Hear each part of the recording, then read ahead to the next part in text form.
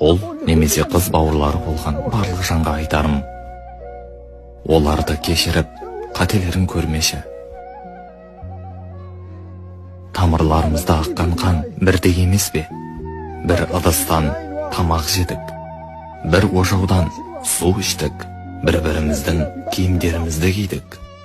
Жасаған қателіктерін кешіре салыңдар, оларды жақсы көріңдер. Кішкентайымыз үлкеніне құрмет көрсетсін, дүниесі көп болғаны аз болғанына берсін. Бір адамның әйелі, баласы және бауырының арасында таңдау жасау керек болғанында, яғни үшеуінің ішінен тек қана біреуін таңдай алады. Не әйелі, яки баласы, я да бауыры.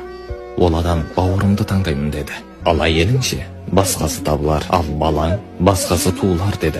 Ал бауырың одан басқасы табылмайды ғой деді. Бірде біреуге әкең өлді деп айтылғанда мұрагері болармын деді.